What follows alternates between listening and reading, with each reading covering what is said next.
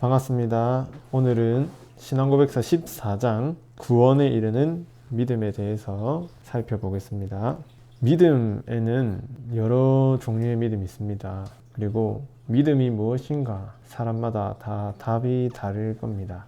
일반적으로 믿음이 좋다는 말은 열정이 있거나 또는 도덕적이거나 아니면 예배에 잘 나오거나 교회 일을 열심히 한다거나 이런 걸 믿음이 좋다고 생각할 겁니다. 그런데 그런 거는 이제 믿음이 없어도 가능한 일이고 믿음이 없는 사람일지라도 그런 열정적인 일들을 열심히 할 수도 있습니다. 신앙고백서에서 다룰 믿음은 구원에 이르는 믿음입니다. 그러니까 형용사가 있죠. 구원에 이르는 믿음은 구원에 이르는 믿음이 있고 반대로 구원에 이르지 못하는 믿음이 있다는 것이죠. 그런데 구원에 이르지 못하는 믿음도 있긴 한데 이게 거짓 믿음은 아닙니다. 단 구원에 이를 수 없을 뿐입니다. 예를 들면 역사적인 믿음이 있죠. 역사적인 믿음.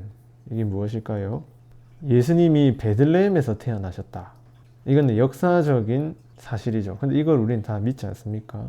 그런데 이거는 구원과 상관없습니다. 근데 예수님이 베들레헴에서 태어난 것과 또 동정녀 마리아에게서 난 것은 다르죠.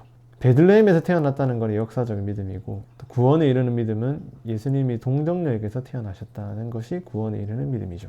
또 하나는 기적을 일으키는 믿음입니다. 하나님의 능력을 믿으면 우리는 기적을 볼 수 있죠. 그런데 그런 기적을 일으킨다고 해도 그런 믿음을 가지고 있다고 해도 그게 구원에 이를 수는 없습니다. 또 세 번째는 맹목적 믿음이 있죠. 구체적인 지식 없이 그냥 두루뭉실하게 믿는 믿음을 가리킵니다. 이런 것들은 참 믿음이고 거짓 믿음은 아니지만 구원에 이르지 못한다는 것을 염두에 두셔야 됩니다.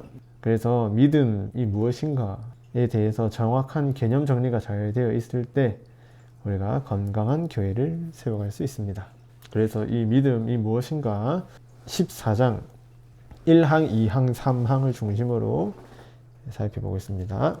믿음의 정의, 구원에 이르는 믿음과 구원에 이르지 못하는 믿음의 가장 결정적인 차이 또는 구분하는 기준은 바로 은혜입니다. 은혜. 하나님이 주신 거냐, 하나님이 주시지 않는 거냐에 따라 구원에 이르는 믿음이 결정되는 거죠.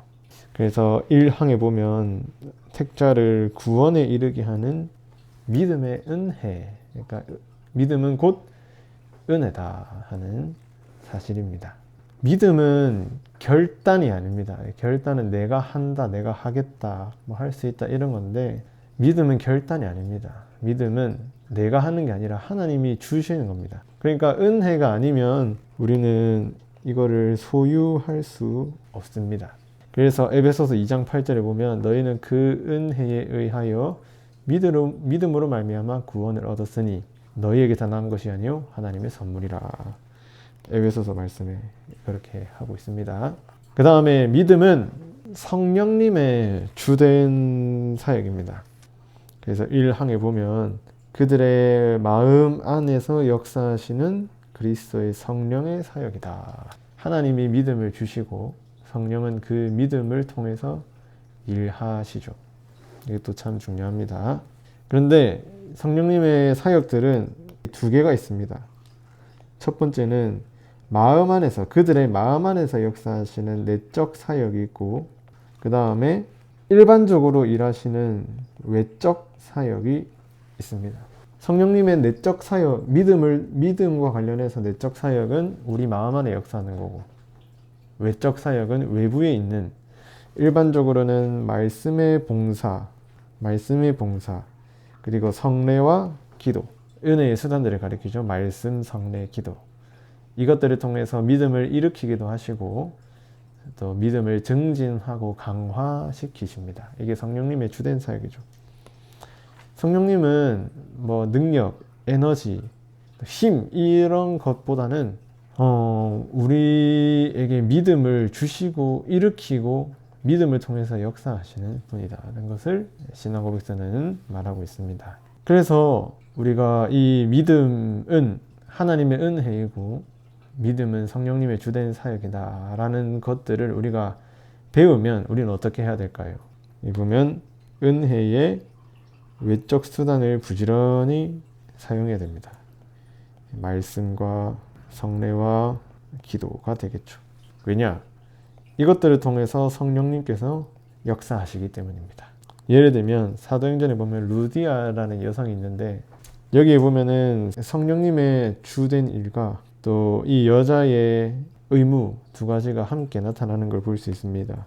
여기 보면은 한 여자가 말을 듣고 있을 때 이 루디아의 역할이고, 주께서 그 마음을 여셨다, 성령님이 역사하셨다는 뜻이죠.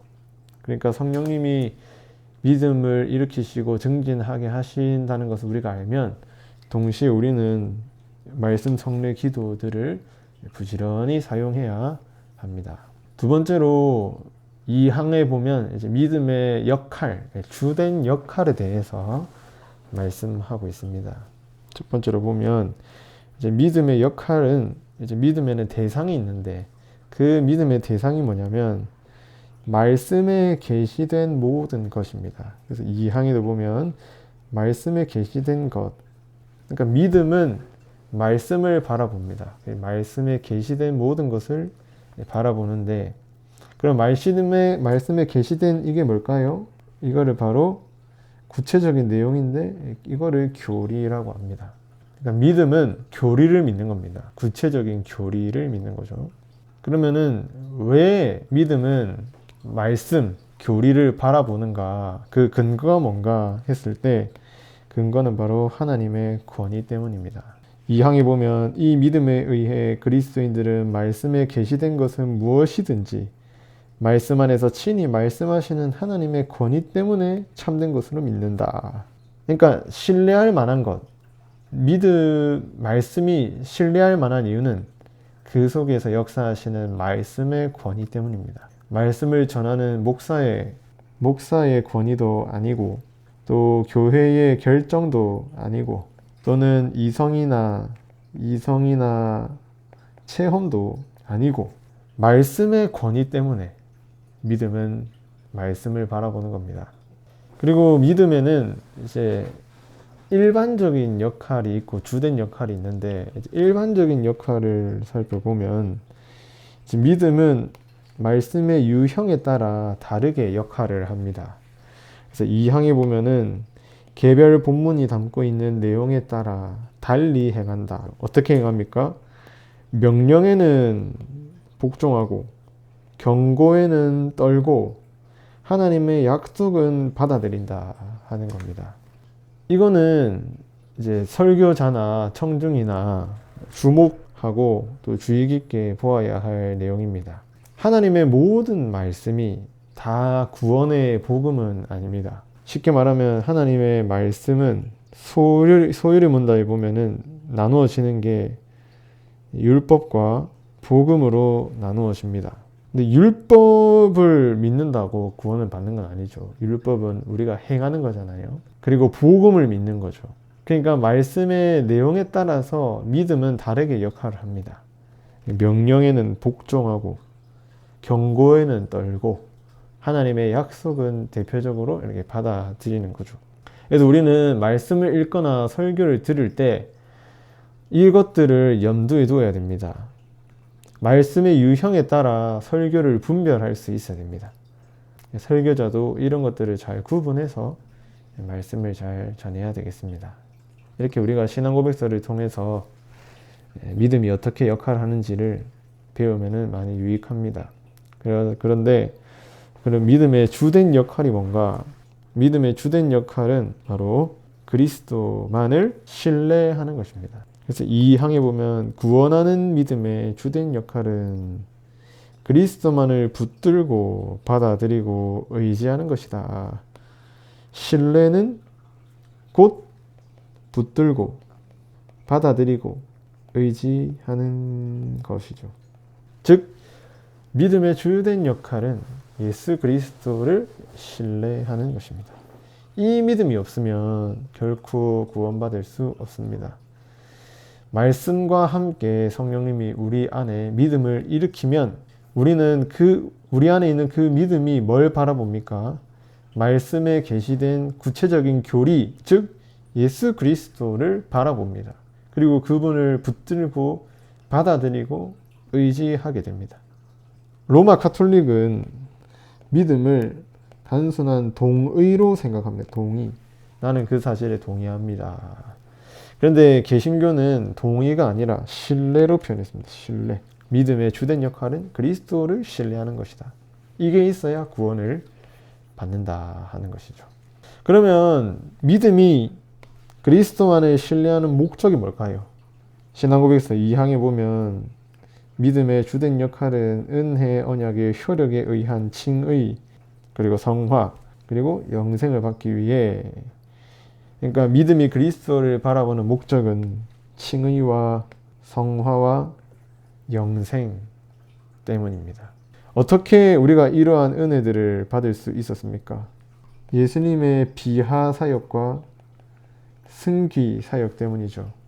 비하는 뭡니까? 내려오는 건데 사도신경에 따르면 동정녀 마리아에게서 나시고 고난받으시고 십자가에 죽으시고, 그 다음에 승귀는 뭡니까? 부활하고 승천하고 좌정하시고 심판하러 다시 오시는 것. 이러한 사역으로 예수님은 우리에게 주어질 은혜, 칭의, 성화, 영생을 완성해 놓았습니다. 그러니까 믿음이 그리스도만을 바라볼 때 우리가 저런 은혜들을 누리게 되는 것이죠. 3항은 믿음의 정도에 대해서 말합니다. 믿음은 참된 믿음이지만 정도에 있어서 차이가 있습니다. 신앙고백서에 보면 약하거나 강하거나 정도에 있어서 다른 이 믿음이라고 하죠. 약한 믿음을 가진 신자도 있고 강한 믿음을 가진 신자도 있다는 것이죠. 근데 그 약하건 정도가 거짓 믿음은 아닙니다. 다 참된 믿음인데 약하고 강할 수 있다는 거죠. 적어도 신자는 강한 믿음을 가진 신자들은 약한 믿음을 가진 성도들을 정죄해서는 안 됩니다. 또 너무 쉽게 판단해서도 안 되겠죠. 오히려 강한 믿음을 소유한 자는 약한 믿음 가진 자들을 용납할 수 있어야 됩니다. 그래서 로마서 15장 1절에 보면 이런 말씀이 있습니다. 믿음이 강한 우리는 마땅히 믿음이 약한 자의 약점을 담당하고 자기를 기쁘게 하지 아니할 것이라. 약한 믿음을 가진 자들의 약점을 짊어져야 된다. 이렇게 가르치고 있죠. 근데 약한 자들의 약점을 짊어지면 격려를 받는 게 아니라 오히려 약한 자들에게 향하는 비난을 강한 믿음을 가진 자들이 대신 받을 수도 있습니다.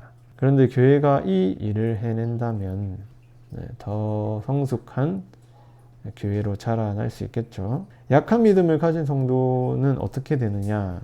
여기 보면은 자주 그리고 많은 방식으로 공격을 받고 약해진다라고 합니다. 시험을 받고 사탄의 유혹 속에서 약해질 수 있습니다. 그런데 이 믿음이 참된 믿음이기 때문에 결국 승리하게 될 겁니다. 그리고 승리하면 어떻게 됩니까? 완전한 확신에 도달하도록 성장합니다. 결국 약한 믿음은 확신에 도달하도록 자라게 됩니다. 그 다음에 이게 중요한데요. 믿음은 이제 확신과 구분을 할 필요가 있습니다. 확신. 믿음의 대상은 누굽니까? 그리스도. 확신은 뭡니까? 내가 구원을 받았다는 확신이죠. 그러니까 이런 차이가 있습니다. 믿음과 확신을 구분하는데 믿음은 이제 믿음의 확신이라고도 하고 확신은 감각의 확신이라고 합니다. 믿음은 객관적인 진리를 믿는 거고 확신은 주관적인 것들을 이제 내가 확신하는 겁니다. 그래서 객관적인 확신, 믿음에는 객관적인 진리가 대상이 되겠고 확신은 이제 증언이라고 할 수 있습니다. 쉽게 말하면 나는 하나님의 아들을 믿는다. 이게 믿음이고 내가 하나님의 자녀인 것을 믿는다는 게 확신입니다. 믿음과 확신만 구분하더라도 우리 신앙생활에 많은 유익이 있다는 것을 우리가 알 수 있습니다. 사실 우리는 믿음이 모두가 강한 사람이 아니기 때문에 여러 가지 시험과 유혹을 받거나 심각한 죄에 빠지면 나는 하나님의 자녀인가? 나는 정말 구원받았을까? 이렇게 의심할 때가 있지 않습니까? 그런데 그런 의심은 충분히 할 수 있습니다. 그런 의심이 있다고 해서 그 믿음이 참된 믿음이 아닌 것은 아닙니다. 오히려 확신에 도달하도록 자라가야 할 책임이 있는 거죠. 믿음과 확신을 구분하고 있다. 이것을 잘 아시면 되겠습니다. 그래서 마지막으로 신앙고백서는 이 믿음의 모델을 예수 그리스도로 삼고 있습니다. 약한 믿음이 결국 승리하는 이유는 바로 우리의 믿음의 창시자이자 완성자이신 그리스도 때문입니다. 예수님께서는 수많은 시험과 고난을 견디시고 이기셨고 죽으시고 부활하셨죠. 예수님은 완벽하게 하나님의 사명을 완수하셨습니다. 그렇기 때문에 예수님의 그런 믿음의 모범 때문에 우리도 강한 믿음으로 자라날 수 있는 것이죠. 결론입니다. 구원에 이르게 하는 믿음은 성령과 말씀을 통해서 일어난다. 이거를 꼭 기억하시면 됩니다. 다 많은 믿음이 있지만 구원에 이르는 믿음은 말씀과 설교. 그 다음에 믿음의 주된 기능이 있었죠. 그 기능이 뭡니까? 바로 그리스도만을 신뢰하는 것이죠. 오직 믿음과 오직 그리스도라는 종교개혁의 모토가 나타납니다. 오직 믿음은 오직 믿음으로만 의롭다함을 얻는다 하는 것이고, 오직 그리스도는 뭡니까? 오직 그리스도의 공로 때문에 우리가 구원을 받는다 하는 것이죠.